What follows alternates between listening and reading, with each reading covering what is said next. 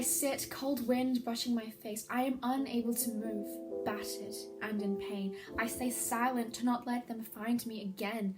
I want to scream, let myself open every wound ever inflicted, but the bustling city allows me no release.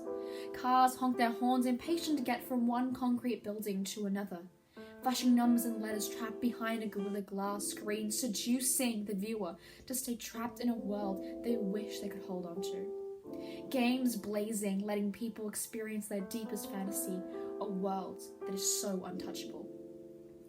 I walk through the bustling city I call home, a place that has destroyed and vandalized the one thing I loved. Trees uprooted, taken down to make way for more concrete, the concrete jungle.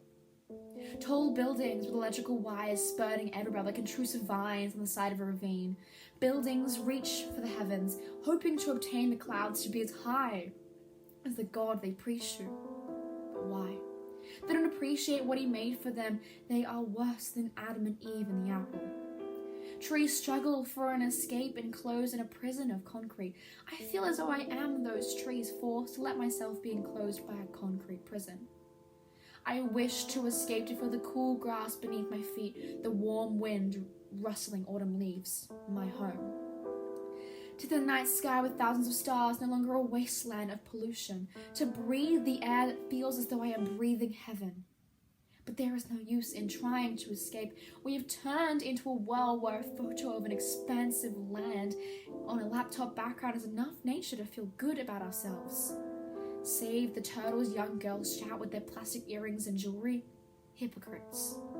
A new animal has just gone extinct, the news displays. People brush it off. Just put it in the pile of extinct animals, they say. Why care? Only we can really survive.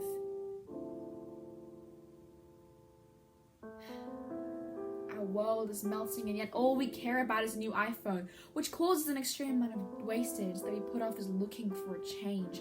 Just drive an ecological car. That should be enough, right? How is that enough? I scream, why is that enough to stop our world from sinking to its feet? Crumbling, ripping at its seams, it wishes to escape as we slowly plunge the knife of human destruction and arrogance deeper into its core. The world is straining, begging for us to let it run itself, yet we destroy the beauty because we believe we are one and better than everything else. Poems are the only escape I have left to a world I crave. Remote, serene, and inaccessible, and this, the naked countenance of the earth.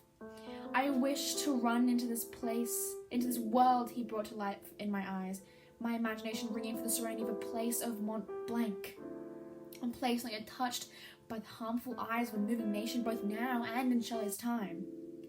My music isn't the one that rings through my phone, but the singing of the birds high in trees. I listen, grasping onto the beautiful silence before another car flashes past my eyes. I wish that I could go back to the days of camping with my family, staring into the sky, stars winking at me, making me inclined to join them, reaching and grabbing for something I couldn't quite grasp.